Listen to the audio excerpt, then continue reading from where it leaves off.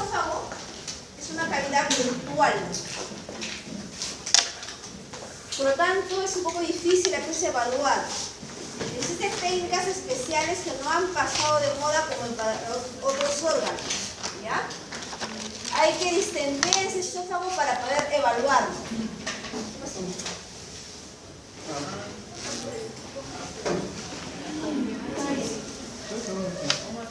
El esófago comienza la hipofaringe, más o menos nivel C6, y termina en el cardias nivel D11. Con la deglución, con la onda deglutoria, el esófago se abre y da unas ondas peristálticas, ¿ya? Unas ondas peristálticas muy finas, muy delimitadas, llamadas ondas primarias de peristalsis, con las cuales se abre el esfínter esofágico inferior. Entonces decíamos ahí que el esófago es continuación de la hipofaringe, sirve de comunicación entre la hipofaringe y el estómago, es un órgano tubular, flexible, fácilmente dilatable, ¿ya? El extremo superior, también llamado boca de Killian, que está a nivel del cartílago cricoides, o sea C6, es el extremo superior. Esto siempre está cerrado, ¿ya? Constantemente está cerrado. Con la onda deglutoria de la lengua se abre esta boca de Killian y genera la primera onda peristáltica para que avance el bolo alimenticio. El extremo inferior, el cardias, también tiene otro esfínter que también está cerrado, ¿ya? El esfínter esofágico inferior. Más o menos termina en D11. La longitud del esófago va a depender prácticamente de la talla, el biotipo, pero generalmente es entre 24 y 28 centímetros de largo. Son tres segmentos del esófago: el esófago cervical, el esófago torácico y abdominal. La porción cervical más o menos de 5 a 6 centímetros, la torácica es más extensa, de 16 a 18 centímetros, y la abdominal es la más pequeña, de 3 a 4 centímetros.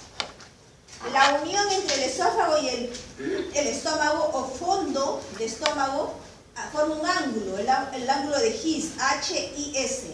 Es un ángulo agudo que impide el reflujo.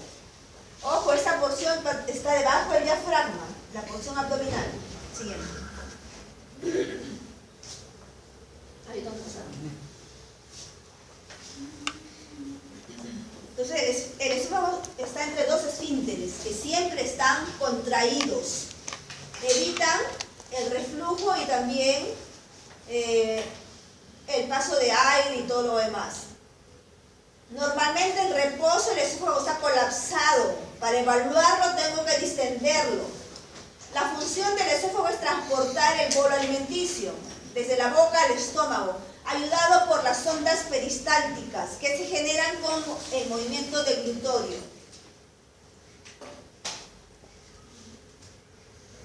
¿Qué técnicas de imagen utilizamos? La radioscopía.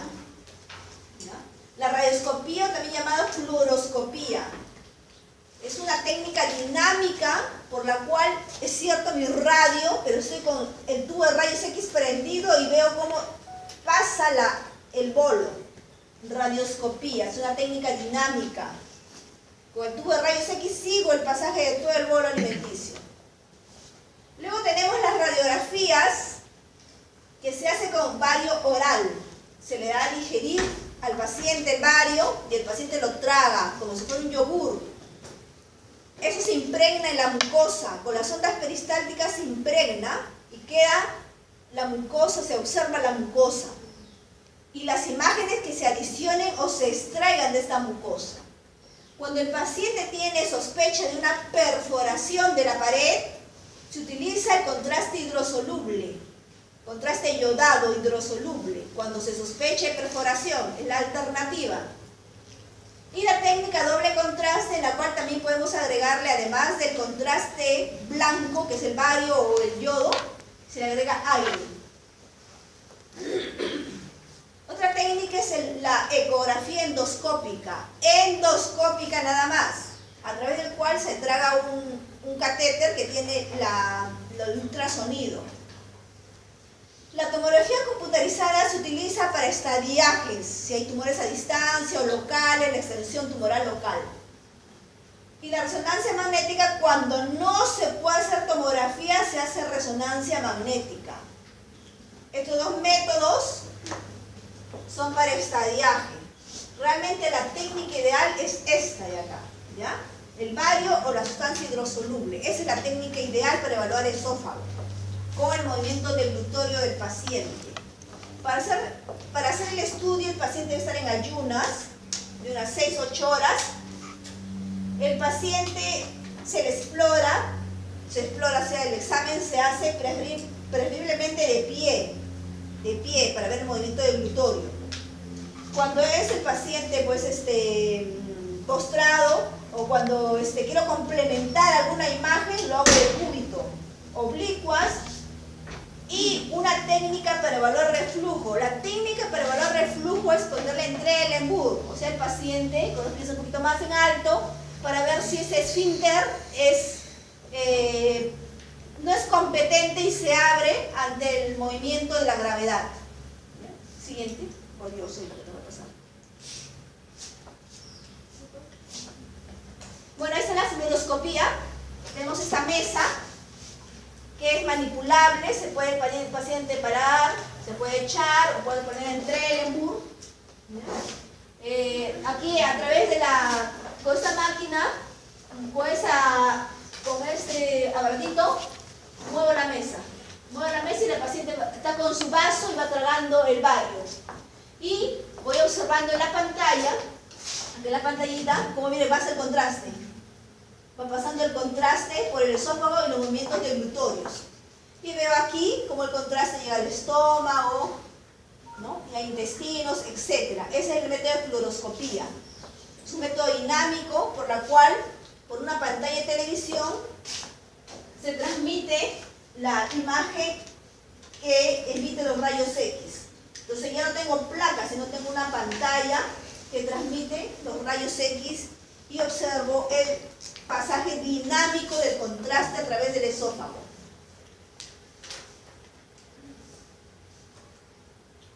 Aquí tengo, bueno, en negativo, no lo veo en blanco, está en negativo, la radioscopía del esófago y sus estrechamientos fisiológicos. El esófago no es un tubo recto, el esófago tiene unas paredes lineales, pero tiene estrechamientos fisiológicos, ¿ya? ¿Qué lo hacen? Estructuras extrínsecas, okay, estrechamientos, lo hacen estructuras extrínsecas. Por ejemplo, al nivel del esófago cervical, el estrechamiento del cartílago cricoides. En el esófago torácico, el estrechamiento primero del callado aórtico y del bronquio izquierdo. Y el estrechamiento en el abdomen del diafragma. Son estrechamientos fisiológicos normales que se presentan. Esto es en la técnica del contraste, el pasaje del contraste. Vamos a ver esas ondas peristálticas. Cuando pasa le vamos tomando imágenes de cervical, de torácica y de abdominal.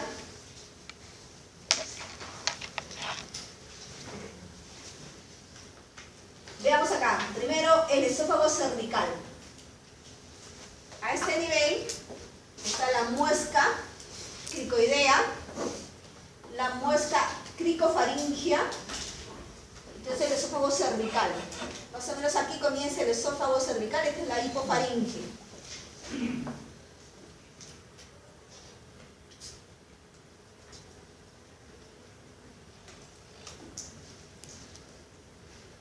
El segmento torácico es el más largo, se estrecha ligeramente a nivel del cárdiac, el diafragma a este nivel, presenta una muesca en el arco aórtico, en este caso es un paciente mayor, más anciano, y por lo tanto esta estrechez más pronunciada por el callado aórtico. El bronquio principal izquierdo más o menos está acá. ¿Ya? Y también cuando hay un crecimiento de la aurícula izquierda también estrecha el esófago. Pero miren bien las estrecheces, son de paredes bien regulares, bien definidas, lo cual lo diferencia de un cáncer. La estrechez del cáncer vamos a ver luego en imágenes. Estas estrecheces son fisiológicas.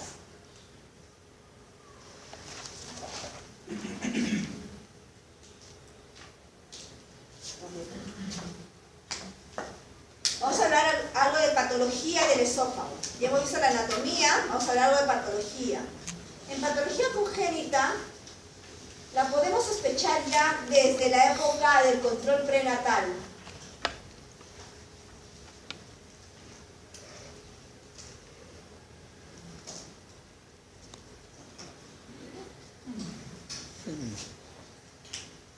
Por ejemplo, cuando un feto en su control tiene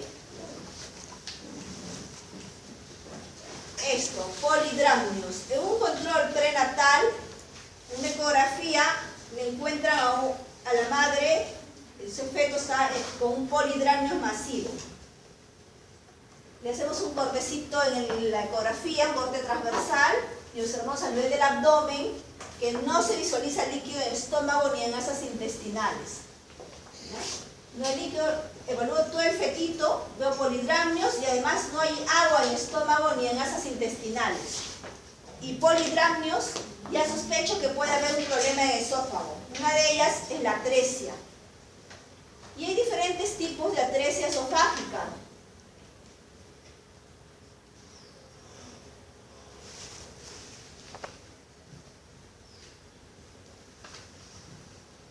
Tenemos diferentes tipos de atresia esofágica. La más frecuente es esta de aquí, en la cual tenemos un esófago que termina en saco ciego, y el proximal y el distal se conecta a la tráquea. 87% de estos casos, atresia esofágica con fístula tráqueo-esofágica distal. 8% con atresia esofágica aislada, sin fístula, atresia esofágica aislada. Esta es una fístula tráqueo-esofágica aislada, que es el 4%, y las otras en mínima proporción. ¿Ya? El signo inicial es el polidramnios. Otros signos que se pueden presentar es el aumento de secreciones en el recién nacido, secreciones orales, el ahogo, los vómitos intempestivos que presentan al momento de los primeros días de vida. Muchas veces respiraciones dificultosas por el pasaje de los alimentos a la tráquea. ¿Qué hacemos cuando el fetito nace y tiene estos síntomas? Se le coloca una sonda para comprobar el pasaje de la sonda del esófago al estómago. Y se le hace una radiografía con contraste hidrosoluble, no bario, hidrosoluble, en la cual vamos a comprobar que el contraste solamente llega y se ve el fondo del saco ciego, y no se ve el pasaje del contraste al estómago. Esta es una atresia esofágica y fístula tráqueo-esofágica distal. ¿Por qué decimos que es distal? Porque llega el contraste aquí, no se ve, y después se ve que sí llena el estómago por la fístula. Pasen. Por la fístula. Entonces es un caso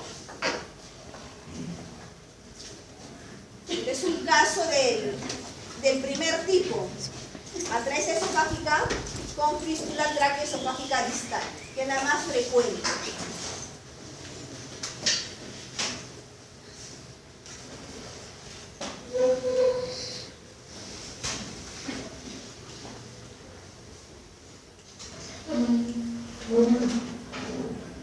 Entonces, es necesario la evaluación prenatal para tener una idea de la patología congénita que trae el feto. Ante un polidramnios masivo hay que sospechar atresia de cualquier parte del tubo gástrico.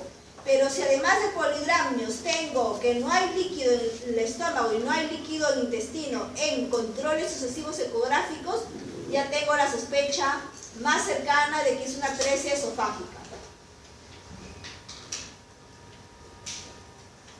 Tengo aquí otro casito en la cual observo una radiografía anteroposterior y en una lateral el fondo de saco ciego de una atresia esofágica.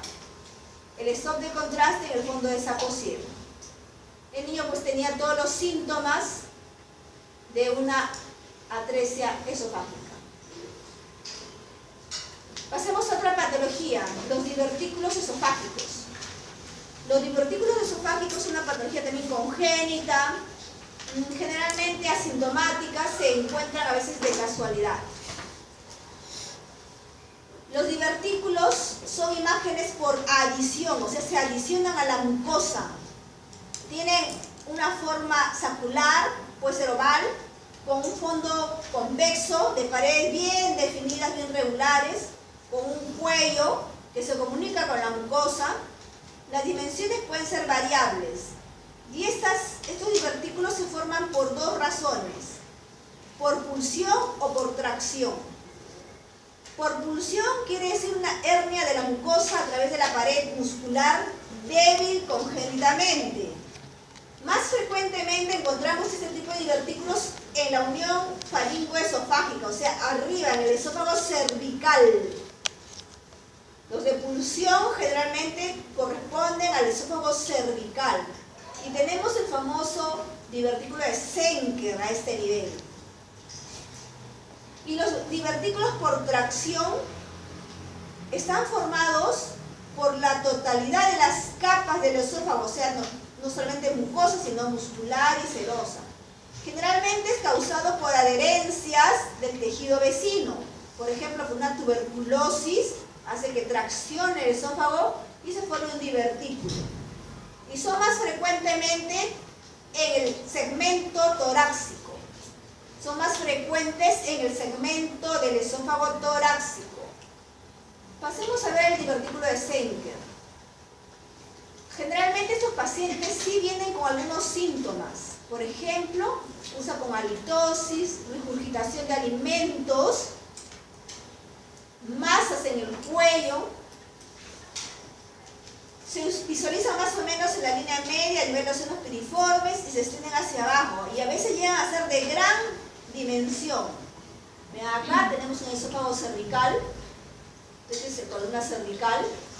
Y vemos acá una imagen por adición a la mucosa. Esta es la mucosa y hay otra imagen por adición. Y a veces se llenan de alimentos y forman niveles ahí. Este es el cuello, este es el cuerpo y este es el fondo del esófago. Por ahí creo que hay otro más, un divertículo de Zenker. Acá hay otro divertículo de Zenker, bastante grande, y por lo tanto puede acumular alimentos. Miren las paredes bien definidas, bien delimitadas, con un cuello. El cuello se comunica con la luz del esófago. Otro divertículo de Zenker, cuello, cuerpo y fondo, paredes bien delimitadas, y el divertículo por tracción.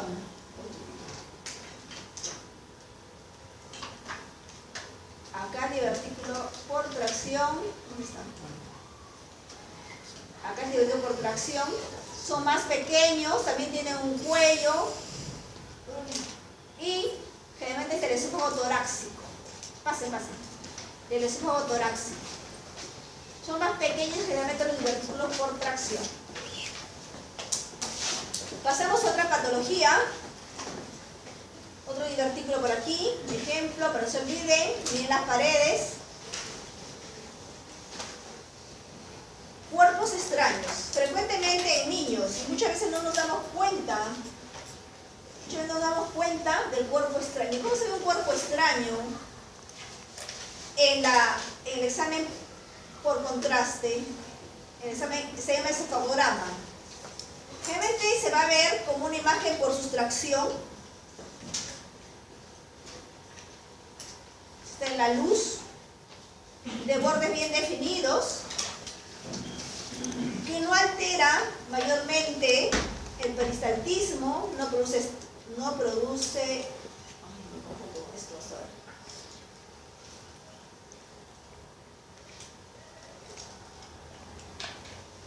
Aquí tenemos la imagen por sustracción. En la luz y el peristaltismo se mantiene. ¿Ya? Está trabado ahí en el esófago. Imagen por sustracción de bordes bien definidos que no altera el peristaltismo. Este es un segmento cervical del esófago. Es un segmento cervical. Perdón, es la columna cervical, el segmento cervical, por debajo de la impronta del cricoides. ¿Ya? Se ha tragado ahí una pepa o un elemento extraño por muestra. Pasamos a la siguiente patología. Estenosis por cáusticos. También es frecuente, por casualidad o por intención, ingerirse ácidos o sustancias alcalinas. En un inicio va a haber un proceso inflamatorio agudo, pero trae sus consecuencias esto. Va a traer retracciones, fibrosis de la pared, alteraciones del peristaltismo. Entonces vamos a ver estrecheces, lo que se llama estenosis por cáusticos.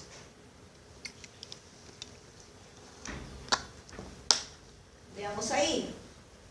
Vemos ahí un esófago bastante recto, rectilíneo. Y aquí hay una estenosis. Pero miren, esta estenosis es de bordes bien definidos, bien regulares, ya que tiene un divertículo por tracción. Entonces hay una estenosis de paredes bien regulares en el esófago torácico distal, estrechez por cáusticos. Esofagitis por reflujo, otra patología frecuente, en la cual refluye el ácido gástrico al esófago, que tiene un pH más alto, y por lo tanto la mucosa va teniendo cambios paulatinos, y se pueden ver primero erosiones. Esas erosiones se traducen como pequeñas espículas, úlceras, pero muy pequeñas, puntiformes, en el esófago distal, y finalmente pueden formarse pliegues polipoides.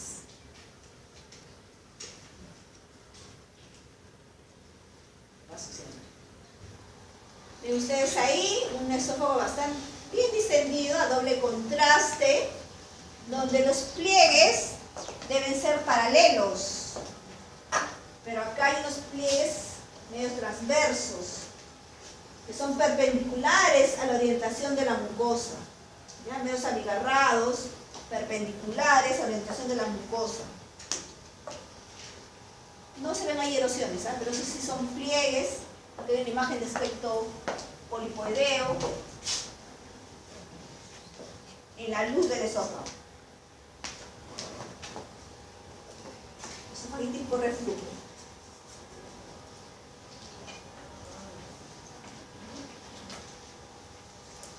Pero cuando esto avanza, cuando esta esofagitis por reflujo avanza, ya tenemos el esófago de Barrett, donde ya hay una metaplasia de la mucosa del esófago. Cuando hay metaplasia es una lesión premaligna y puede haber estenosis, puede haber úlceras, como dije, úlceras. Vamos a ir viendo. Veamos aquí. Lo que veíamos antes, pliegues paralelos, perpendiculares. Miren acá. ¿Ya? Hay aquí pequeñas ulceraciones. Aquí hay una mucosa abigarrada. Aquí también tenemos una mucosa con áreas de distorsión de los pliegues. Es un esófago de Barrett. Es una lesión premaligna. Estamos en un cáncer incluso. Esta imagen es muy improntada. Está haciendo alguna sustracción de la mucosa. Estamos en un cáncer esto. Voy a tomar una biopsia de este paciente. Otras clases de esofagitis, además del reflujo, tenemos la cándida. Es frecuente en pacientes inmunodeprimidos, pacientes que están recibiendo corticoides, pacientes que tienen VIH. Lo que vamos a ver es que la peristalsis es lenta, el esófago tiene atonía o hipotonía, es un esófago dilatado. La mucosa tiene un aspecto nodular o en placas, hay edema de mucosa, inflamación y puede haber ulceraciones. Y también pliegues polipoides. Igual que el anterior. Avancemos a ver qué tenemos. Miren ahí, tenemos la mucosa con pliegues engrosados, pero las paredes son bien delimitadas. Miren, gruesas imágenes por sustracción de aspecto nodular. Es la cándida, hace como unos granulomitas, hacen la mucosa. Imágenes por sustracción, micronodulares, el esófago un poco distendido, dilatado, con escaso peristaltismo por la atonía que hay, por la inflamación. Otra patología, varices esofágica. Las varices esofágicas aparecen a consecuencia de la hipertensión portal y esta a su vez por cirrosis, trombosis portal, un medio de desfogar el flujo venoso que debe llegar al hígado es por varices. Estas varices van a impregnar el estómago y el esófago distal. Pase, pase. Lo que va a hacer la impronta va a ser imágenes por sustracción en la pared del esófago. Imágenes por sustracción en la pared del esófago que tiene un aspecto serpinginoso. Imágenes por sustracción en la pared del esófago que tiene un aspecto serpinginoso. Miren, estos son venas que improntan la mucosa. Venas gruesas dilatadas. Imágenes por sustracción que improntan la mucosa. Varices esofágicas. Ya tenemos más avanzadas. Entonces son imágenes por sustracción serpiginosas a lo largo de la pared del esófago torácico, principalmente distal.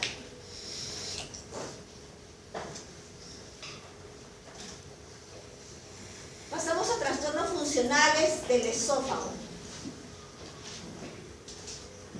El esófago tiene una musculatura lisa y estriada. La musculatura lisa, por lo tanto, es dependiente de plexos nerviosos involuntarios. Pero estos plexos nerviosos pueden tener disfunción. A consecuencia de esta disfunción nerviosa se produce la acalasia. En la acalasia hay trastorno en la relajación del esfínter esofágico inferior.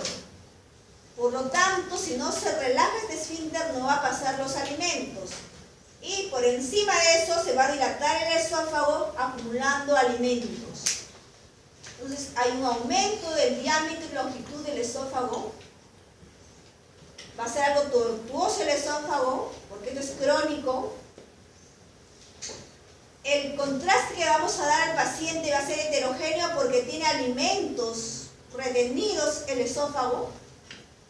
El esófago abdominal termina en punta de lápiz y tiene la ley del todo o nada. Entonces cuando se relaja este esfínter se vacía todo y cuando se vuelve a contraer se queda ahí.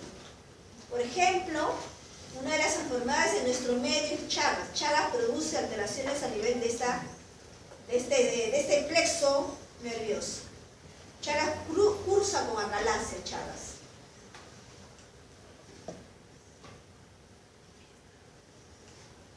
Por ejemplo, ahí vemos un esófago dilatado,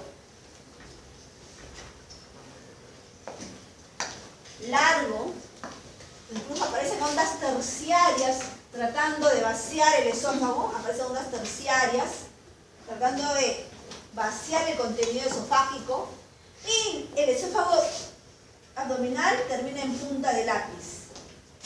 El esófago abdominal termina en punta de lápiz porque el plexo nervioso no le permite relajarse a este esfínter. Pasamos a tumores. Tumores del esófago pueden ser benignos o malignos. Hay tumores propios de la mucosa, tumores de la submucosa y muscular. Los más frecuentes que encontramos nosotros es el pólipo, que es propio de la mucosa. Y en la submucosa son bien raros, que no he visto, pero puede ser el leiomioma. Todos los tumores dan imágenes por sustracción de la mucosa. Todos los tumores dan imagen por sustracción. Si son de bordes regulares, no compromete el peristaltismo, generalmente excéntrico, sin condicionar estenosis, por lo tanto, no dilatación supraestenótica, no invade órganos vecinos, no origina ganglios, son benignos.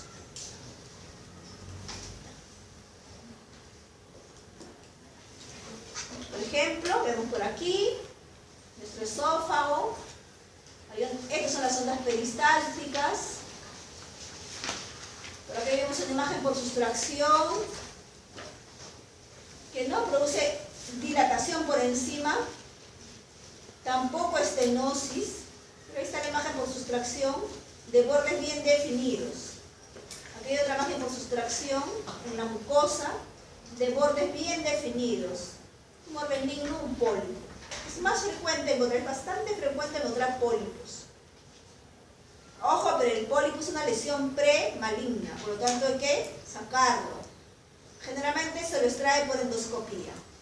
¿Ya? Con un endoscopio los sacan estos pólipos. Los tumores malignos es frecuente. Generalmente los pacientes con antecedentes de ser fumador tienen bastantes adenocarcinomas. Encontramos mucho adenocarcinomas. Pueden encontrarse linfomas, pero es menos frecuente. Metástasis también es muy poco frecuente. Entonces el factor de riesgo es el tabaco y el alcohol también.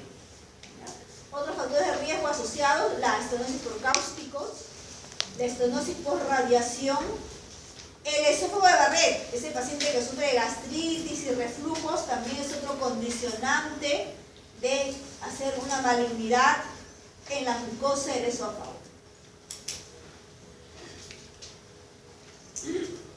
Todos los tumores se ven como imágenes de sustracción. Los bordes en este caso son irregulares. Hay rigidez de la pared esofágica, no se ven casi ondas peristálticas. Produce estenosis irregular, como un mordido de manzana. Y por encima de la estenosis se ve dilatación supraestenótica. Y con la tomografía podemos ver la invasión a órganos y tejidos vecinos. Con la tomografía evaluamos los órganos vecinos. Con la tomografía evaluamos si hay ganglios regionales y con la tomografía evaluamos si hay metástasis a distancia.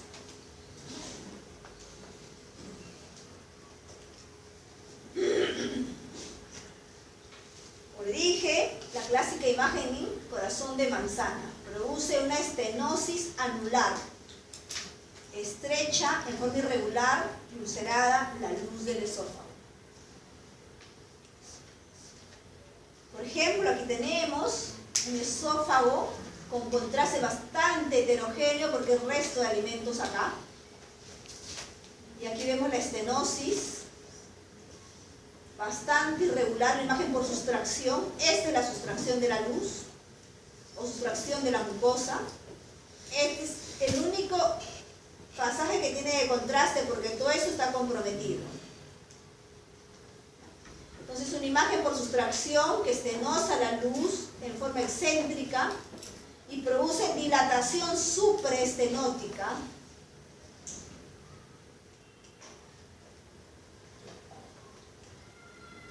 Acá otra lesión por sustracción en forma de mordeo de manzana, excéntrica, estenosa a la luz y produce una dilatación supraestenótica. Acá hay otras pequeñas, recién, acá hay otra lesión estenosa a la luz.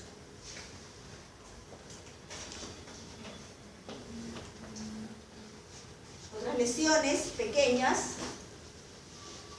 de sustracción de la pared, lesiones que sustraen la pared, que aún no provocan estenosis, pero son de contornos irregulares, ingresan a la mucosa.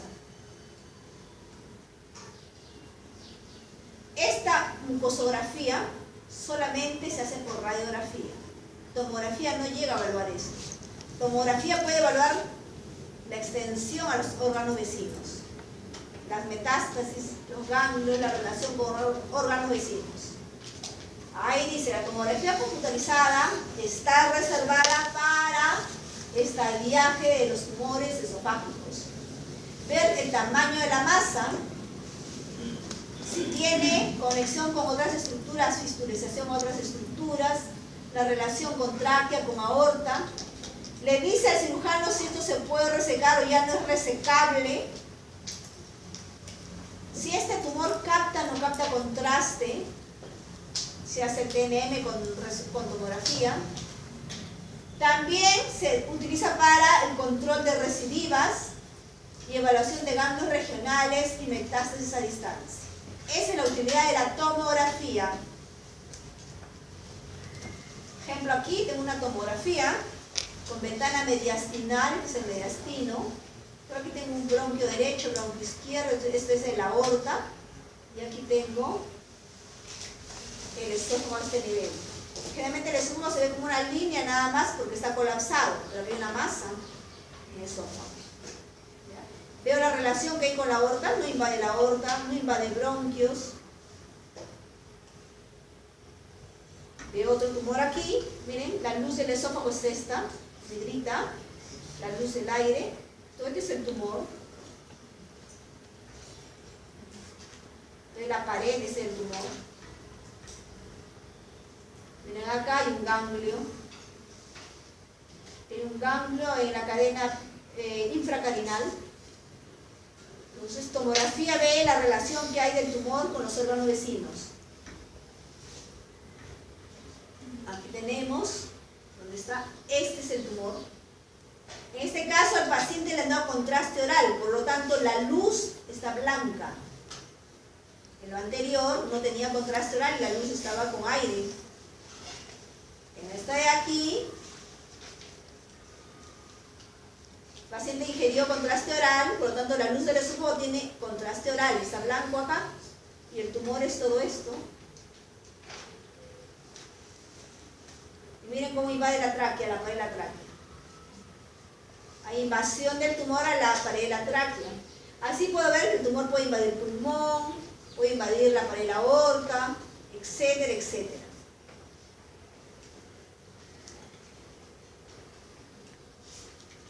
Hernias. Normalmente hay un hiato que separa el tórax del abdomen a través del cual pasa el esófago. Solo el esófago atraviesa este hiato. Pero a veces hay hernias a través de este hiato. Es el hiato del esófago. Hay dos tipos de hernia. Por deslizamiento, donde se desliza el esófago, generalmente a veces por tracción, por algún proceso específico, se tracciona el esófago y se desliza, o por debilidad de este hiato se desliza el estómago hacia el tórax. Es hernia por deslizamiento. Hernia por deslizamiento. ¿Quién se desliza? El estómago. Pero hay hernias, estas son las más peligrosas, las paraesofágicas, en la cual la porción del cardias queda en su lugar y por un costado se hernia el fondo gástrico. Esta más peligrosa porque se puede necrosar la pared del estómago por la estrechez que existe a este nivel. Entonces es una hernia por deslizamiento donde el cardias sube al tórax y en la pared esofágica el cardias se queda en el abdomen y lo que asciende es el fondo gástrico. Esta es la más peligrosa, la pared esofágica. ¿Qué tenemos acá? Una hernia por deslizamiento. ¿Ya? Este es estómago, ha pasado el hiato, este es el estómago. Esta es mucosa gástrica. Esta es una radiografía simple, pero vemos aquí algo que no es normal.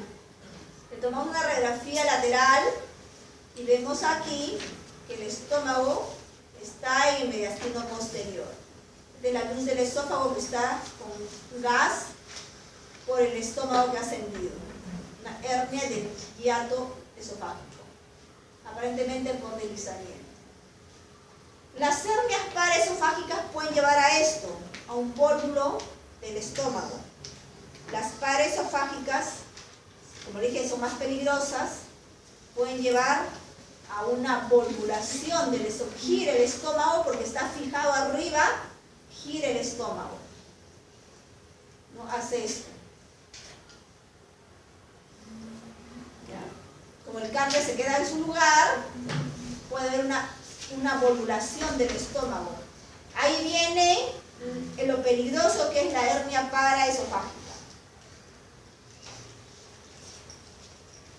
Muy bien, si hay preguntas de esófago.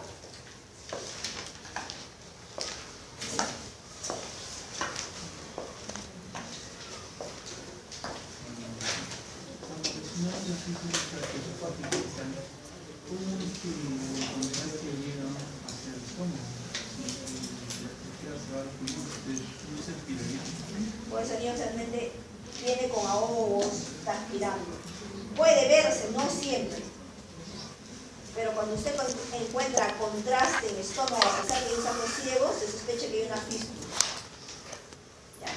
Cuando, no siempre, cuando se encuentra contraste en el estómago, a pesar de que yo veo un fondo de saco ciego, ¿ya? No, eso no sería esa entonces, si tienes razón. Sería una comunicación ambas, se llegaría al estómago, sería una doble, sería. Tienes razón, sí, tienes razón.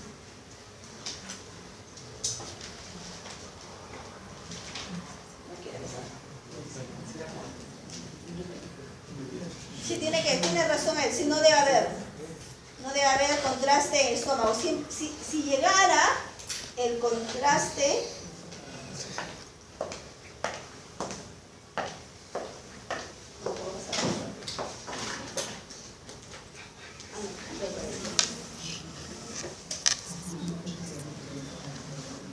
sería esta de acá. Esta podría ser o esta de acá. Ya cuando encuentro contraste en estómago, quiere decir que puede ser esta de aquí o este tipo de acá. Cuando yo encuentro contraste en estómago, hay una fístula del tracto esofágico al lado. ¿Ya? O puede ser esta. ¿Ya? Cuando llega la atresia termina aquí y hay una comunicación de la tráquea hacia acá. ¿Ya? Esta no sería, tienes razón, esta no sería, porque acá no llegaría a contraste. A veces puede encontrar eso.